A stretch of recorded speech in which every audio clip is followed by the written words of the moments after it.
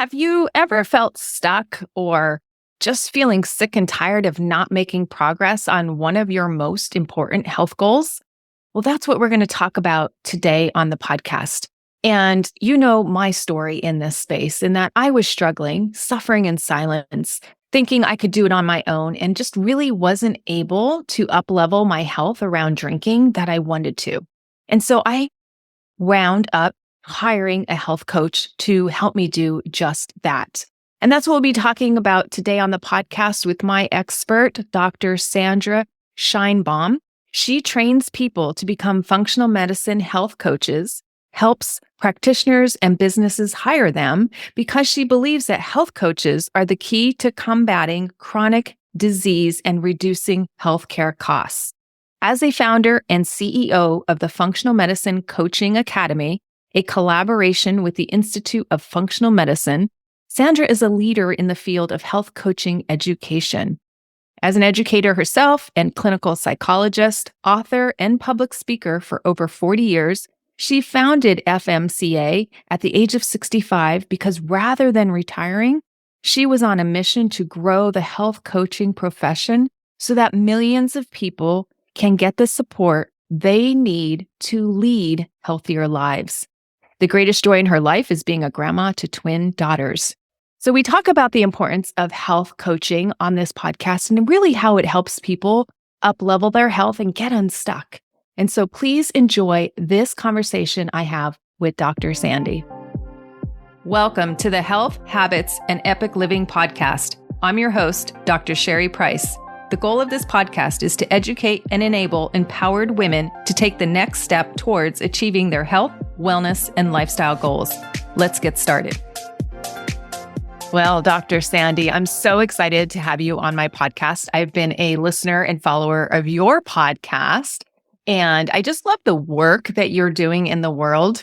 And as I mentioned in your bio when I introduced this podcast, I talked about functional medicine, and we've had other functional medicine doctors on the podcast in the past, but I really want to give our listeners a good sense and a good definition of functional medicine, because I think when we hear medicine or doctors, we have a tendency to lump them into a category, right? And I think there's a differentiation about functional medicine versus our traditional healthcare conventional medical system. Would you be able to elaborate more on what functional health and functional medicine is? I'd be happy to, and it is a pleasure to be here. Functional medicine, is Dr. Mark Hyman, who's one of the biggest advocates, says it's just good medicine. And we're looking towards a day when all medicine will be functional medicine. Why is that so important? Because functional medicine is the medicine of why. It's the medicine of asking questions. Why does this particular individual have these health concerns this particular time in their life? And it looks at the body not as an isolated set of symptoms, each organ operating independently of the rest of the body. And that leads to then each organ being treated by something in particular, without any communication with other practitioners. For example, you might have a dermatologist, you get a cream for your rash. You have a cardiologist who's put you on a statin. You may have a psychiatrist who's gotten you on an antidepressant, but they don't talk to one another. And functional medicine is about the systems of the body. It's a systems approach, and it is based on systems biology, the idea that everything is interconnected. And so these symptoms that you're having are not happening in isolation. And it looks under the hood by the medicine of why. Why is this going on? By looking at, for example, discovering, and it could all be related to inflammation. It could be related to oxidative stress, which means your body is slowly rusting inside. Well, and then it leads to another why. Why is this happening? Why do you have chronic inflammation?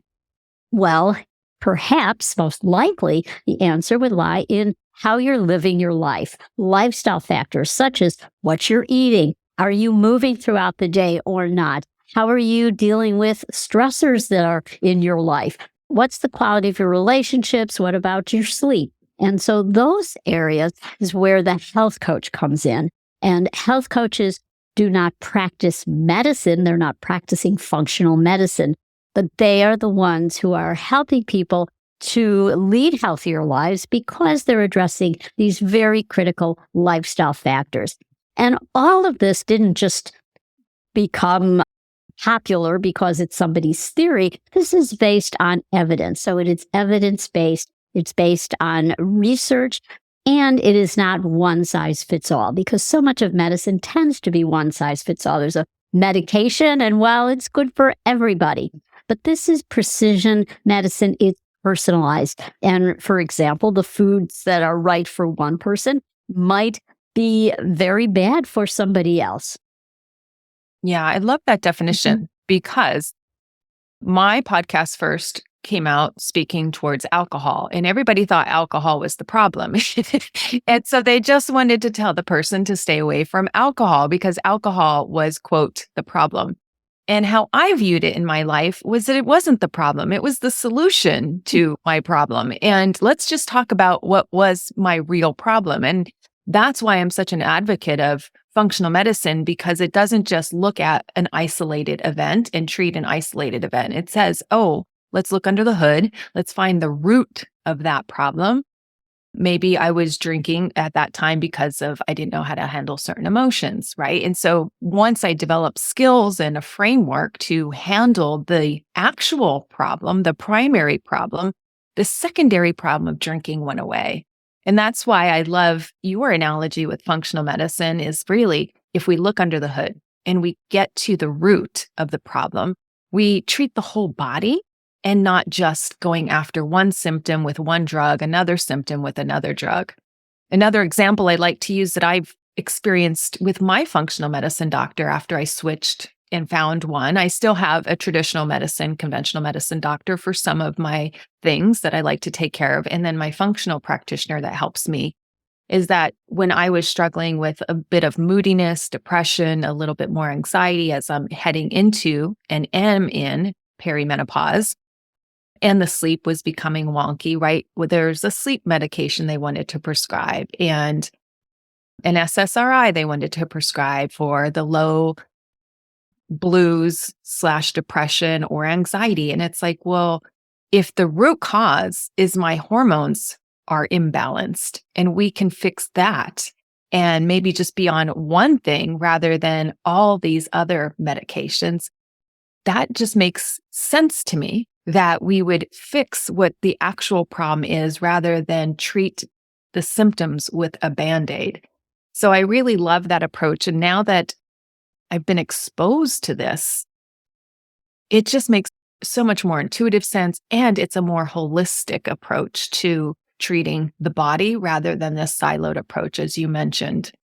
Now, when you work with functional medicine, what are some of the benefits you find that clients or patients experience by working with functional medicine coaches, functional medicine practitioners? So the solutions are surprisingly simple. And I think that's something that when most people go into functional medicine, start with a practitioner, working with a health coach, they think it needs to be complicated. And you might find somebody who is going to tell you that, where you get a treatment plan, a list of recommendations that's a mile long. And often that's very appropriate. But sometimes it's the simple things. And so what people find surprising is that they get better and often get better quickly by going back to some very basic things. It does not have to be complicated. What am I talking about? Things like having a regular sleep schedule, just something as simple as that. And that can result in better sleep. So you change sleep hygiene. If it's turning down the temperature at night. So looking at those simple things first, and then in the morning, getting sunlight, if that's not possible because of where you live, you might not be able to have access to direct sunlight. But how can you weave it in? Even just looking out the window can be enough. Something as simple as a philosophy, like as soon as your feet hit the floor in the morning, you tell yourself, today's going to be a good day. That is something actually my mother always said. And BJ Fogg, who is a noted behavior change specialist, talks about this comes in his book, Tiny Habits. And it's just something about an orientation to the day. And then getting outside, even if it's just for a few minutes, but getting outside, paying attention to your breathing patterns, and just going back to those basics can be, again, one change can cause a cascade of positive changes. And so the changes also happen very, very quickly. Often it has to do with paying attention to what you're eating, and sometimes things like looking at, are you getting enough protein, especially for women? That's something I'm really, really big on. And that is, especially as you get older, for women, we're not eating enough protein. And so just paying attention to that can have a huge, huge impact. Yeah, great examples there. And as you're mentioning these examples and the advantages people experience, I'd love to get your take because I know I'm an advocate of coaching and health coaching. That's one of the reasons I do it. I see so much improvement when I hire a coach where it does lead to behavior change. And I think that's really important for people to understand. It's not just because you're weak or you can't do it on your own. Yes, that may be part of it, but it really translates into the behavior change. Can you talk more about your experience with health coaches and how they're so beneficial for people when they're looking to make that habit change? Sure. Well, I was a clinical psychologist for many, many years, and I didn't realize I was actually a health coach because at the time when I started practicing, there was no such thing. Life coaching was just coming into being in the mid-'80s. That came from humanistic psychotherapy. And so the reason coaching is so powerful has to do with its roots. In humanistic psychotherapy, it's all about the client. They're called a client, not a patient, because that means they're not just this sick individual who's so damaged that they need years and years of psychotherapy. The idea is that it's client-centered. Now, when you are in a relationship with a coach and you are in charge, and that coach is supporting you, you have an ally, you have an accountability partner, you have someone, most importantly, who just listens to you. And especially today, people are not heard. We're isolated, we're lonely. We feel like we don't have that support anymore. And that's why a coach is so, so critical.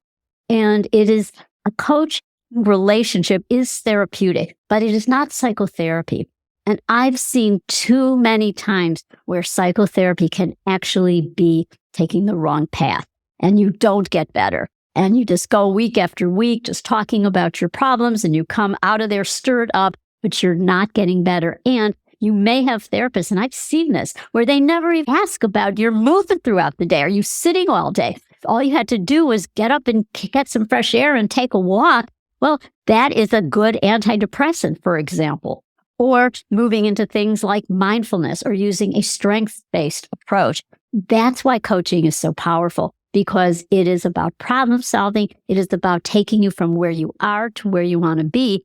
And study after study shows a very critical thing that happens. It's called self-efficacy, empowerment. It's where suddenly, like, hey, it's not up to the doctor or somebody else to be in charge of my health. I'm in charge.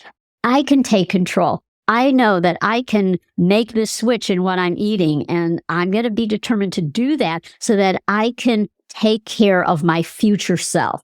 That's why it is so, so powerful.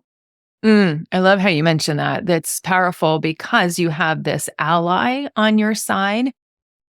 And I agree with you. That feels different than a therapist or patient-doctor relationship. Now, I'm putting myself in the thought process of my parents, right? Like the older generation, they go to the white coat, the doctor's office, and they feel that they have to follow everything that the doctor says. And of course, these interactions are brief. They don't really have, quote, a relationship. And they're very top-down approach, right? And I hear that from some clients that I work with is that, they've been in therapy, but they don't really have this relationship that's empowering, right? It feels like they're dissecting the same problem over and over again. and they're not making much progress. Like the patient walks away feeling sometimes more damaged or like I'm just spinning my wheels. So I love how you talk about coaching and it's in its essence, it is powerful because you have that relationship and it is empowering and you are developing a more of a collaborative approach to solving whatever it is the client wants to solve. You're looking for strategies, you're listening to them for what worked in the past, maybe what didn't work, where they find their obstacles are at. What other attributes do you think are powerful in that coach client relationship besides, the active listening skills and the collaboration and the empowerment? It is taking you where you are and helping you to form realistic goals so that you get to where you want to be. It's breaking down. So you mentioned, we might go see your doctor and you get a treatment plan. And there actually is research shows that, and this comes years and years ago, and those who, I think this was Dr. Bernie Siegel's work on cancer, but that patient who said, I'm in your hands, whatever you say, doc, fared the worst. It's the difficult patient. It's the one who asks a lot of questions, who doesn't just accept things, that fares much better. And so when you may have a list of recommendations, most people know what they should do. They can Google and get a lot of information. So it's not an information deficit. It's not lack of awareness. They know, I should be doing this, but how do you get there? How do you start? And so a coach will help you to really make that decision. Okay, I'm going to start here. I'm going to start small and I'm going to start. And then they'll ask you in terms of the accountability factor. Okay, when are you going to do that? You said you're not walking because you don't have the right shoes. And so then they brainstorm what would be the right shoes. Okay, when are you going to go get those shoes? How are we going to get? Are you going to get them online? Is there a shoe store available? And it goes to the really significant, although minor details, but what could be important. And then they experience success. They report back the next week. It might be a text. It might be a conversation with the coach. Well, yes, I went and I got those shoes. Okay, now when are you going to take a walk? They're coming up with a plan, a schedule for when that's going to happen, how many minutes you're going to be walking. So it gets very detailed oriented, breaking it down. And it's not the coach who's telling them what to do. The client is making that decision.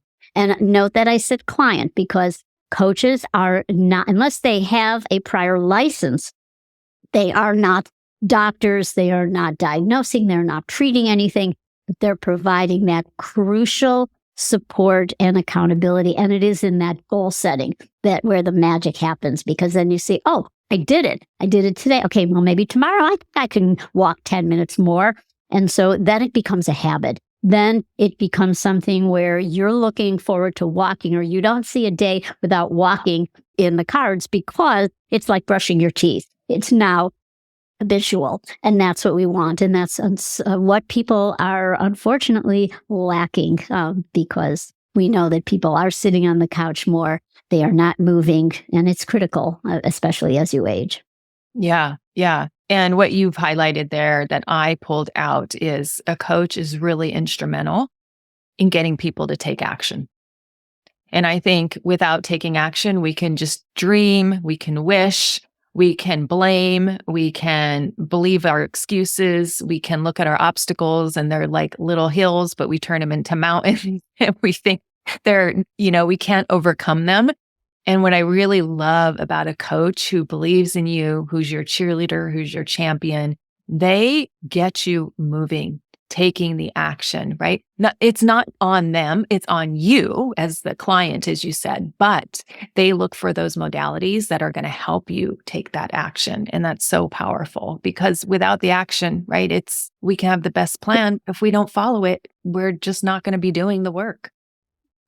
So when we talk about health coaches, and I'm a big advocate for it because, of course, that's what I practice. And I love when you said we take these actions and we turn them into habits, because I think that's what we all want, is we want these healthy habits that are going to give us, health span, lifespan, and have us feeling better as we age, right? And taking on those activities that allow our aging process to really blossom as we age rather than becoming the opposite, frail, having other people needing to take care of us, not being able to take care of ourselves, going into assisted living eventually, right? If we can prevent all of that, that's what I love about coaching so much too. It's more preventative than treatment.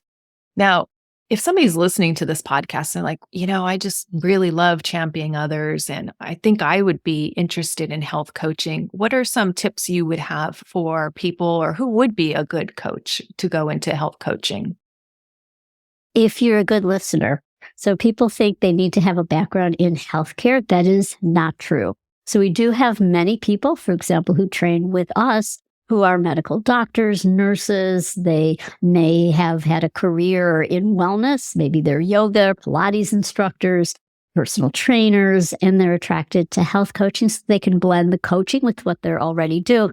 But we also have many people who are studying coaching because it's for their non-retirement retirement. An example was a nurse who was in a hospital for many, many years, and she was in one of our first classes, and she knew she was going to be retiring from the hospital, but she didn't want to retire completely. She still wanted to serve. She still wanted to help people get healthy in a way that would suit her needs. And so she wanted to be an independent coach, started her own business. Other people want to work on care teams, work with doctors, or work in wellness facilities or do corporate wellness. Big need, and it is expanding. So some of the best coaches have no background in healthcare whatsoever. We have people who, during the pandemic, someone who was a corporate banker was burnt out, and she left her position and she became a health coach, and she's doing really well. She loves it. This is a career that brings people joy. And why am I saying that? Because we hear from our graduates. It lights me up when you have a session with another person and you see this light in their eyes and this aha moment, like, when you ask them that question, like, what do you want your health for? And when you want to start, they have this aha moment, like, yes, I can do it. And I'm ready to start. It's really life-changing. And it is something that is so beneficial for the health of the coach as well. I'm saying physical health, spiritual health, emotional health, because you know that you are there with that individual. It's an incredible encounter. It is a growing profession. And the research shows you do not need a background in healthcare to be a fantastic coach. In fact, sometimes that even gets in the way. We have doctors who've said that we train by cohort groups where there are live training sessions. And this one physician, she said, like, I struggled more than these people who had no background in healthcare because I came in as like the doctor dictator. That was how I was so used to interacting with people. Like, this is what's going on with you. Here's your diagnosis. And this is what I think you need to do about it. That's not coaching. If we don't need other experts in our lives. That's why, it doesn't work to be told what to do. It's that crucial relationship where the client is in charge. Yeah, I love how you said that, because as a pharmacist, right, people come to us as experts, right? And we're used to just disseminating and prescribing information. And we think that once we give them the answer the right way, that they're going to go and implement it. And that's oftentimes not what happens. And so I love how you mentioned that piece of it, because that is one skill I had to work really hard at, is the active listening and hearing. And I call it like the undertone, right? Yeah. Sometimes there's the main complaint. It could be, my husband doesn't like my drinking, or my husband doesn't like XYZ. And yes, I understand that can be hurtful or not feel good, but sometimes there's an underlying current there that's not being said. And so to really tune in and listen to, like, that's one of the problems, but that's not the primary problem. So I love how you said the active listening, because that's imperative. If you don't have a coach that's really hearing for the right problem, the primary problem, you're just going to be chasing all these ancillary things and really never getting to the core of the matter for that person. So true. Yeah. So it's definitely a skill set to learn. And I've enjoyed the process because I see where it's much more impactful. It's much more helpful to get people moving in that direction. And I'll tell you, this has helped my relationship with my daughter in parenting so much more than any parenting book, any program that I've taken to like be a better parent or learn how to be a better mom, or you think you have to do all these things. It was the active listening skill and the coaching that has really helped transform the relationship I currently have with my daughter, which didn't always be this amazing and this beneficial. And I've also noticed how it's helped my husband and I navigate, because people change as we age. And so to navigate those changing times, it's really helped me be more open, be more willing to listen, and less likely to just spat. Because in the past, I would just think I was the person with the answer and just throw out the answer, and then that would solve everything. But it oftentimes was not what the situation called for. So thank you for pointing that out. Oh, that's wonderful. I mean, just thank you for saying that. It really resonates with me. First of all, I think that it shows you have a special relationship with your daughter and your husband. And it's what we hear from our graduates. So many say, I went into this program, I wanted to learn functional medicine. I wanted to become a health coach. I wanted to have a different kind of practice for my professional life. And I didn't realize that it would be a personal transformation and how much improvement would be then in my relationships with my family, with my friends, my colleagues, because we were using that coach approach as well. Yeah, it really is very special. So transformational. I mean, that's why I continue to do it. It's the beacon that has had the most effect on my habits, on my health, on my relationships. And I think that all ties together, right? When you've got all of these things working in sync, that's what I feel like. I wanted to call my podcast and my program epic, right? It used to be Drink Less Lifestyle. And I'm like, well, now I feel epic in my life. I feel like by conquering that drinking thing was the first step to set out the ripple of healthy habits. And then it was the next step and the next step. And I have a program that helps women understand the food and movement and how all of these habits really make you feel amazing in your life. Yeah. And so very transformational. So if anybody is really interested in this as a profession, I also want to tell you, you're going to get the benefit of this helping you personally in your life. It's a beautiful thing. So tell people more about if they are interested in working in your program. I know you got into this as a later stage in your life, if you want to take us through your personal journey, and then how people can reach out to you and learn more about your program. Sure. Well, originally I started out as a teacher. I trained learning disabilities. I taught a classroom. Then I taught teachers and supervised student teachers as they were learning to work with kids with special needs. And I had an interest at that point in what didn't have a name then. We now call it mind body medicine. I was doing workshop stress management for teachers and helping parents with stress management, teaching breathing techniques, and then I became a clinical psychologist, but I focused on physical health. I was seeing people with migraine headaches, for example, and helping them with these basic principles that we now call lifestyle medicine, and got involved with functional medicine as a psychologist.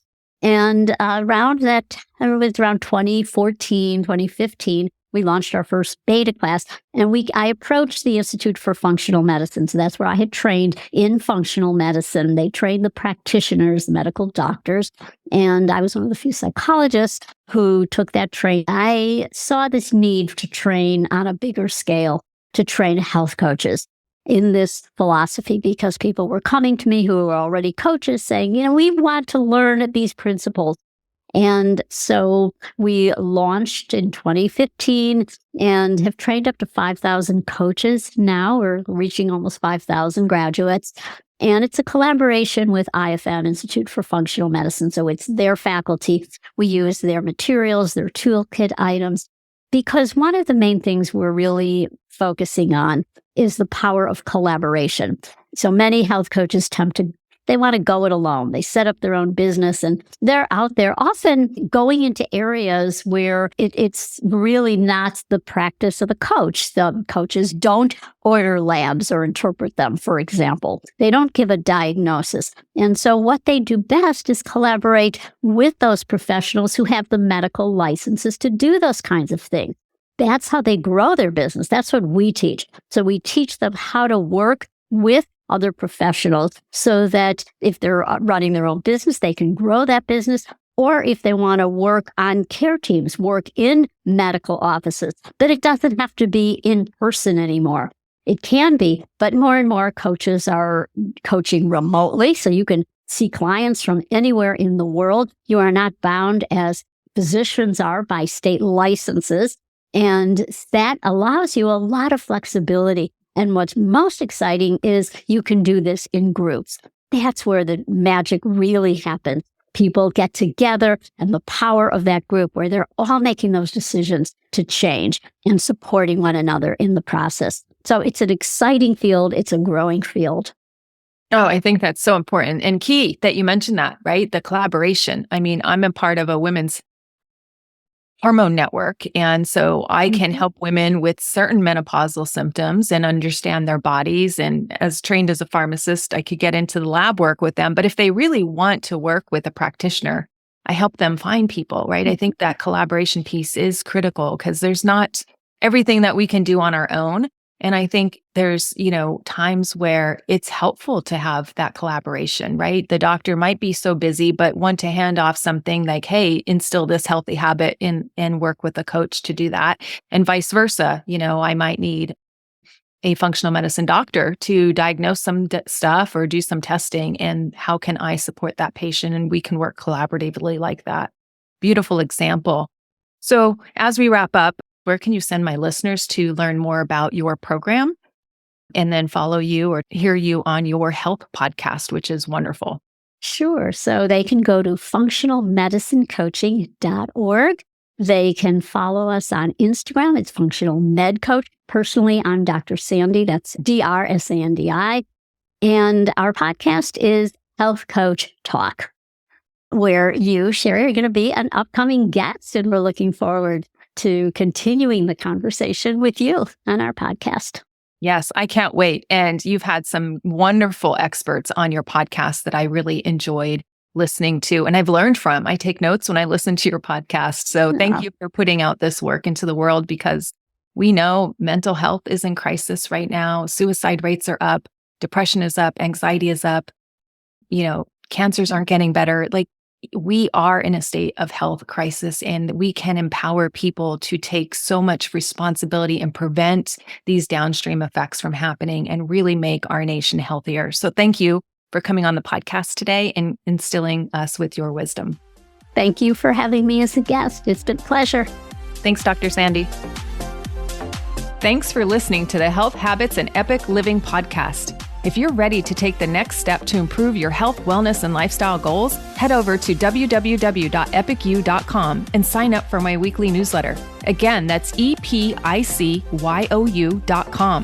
Please note that the information in this podcast is for educational purposes only and does not constitute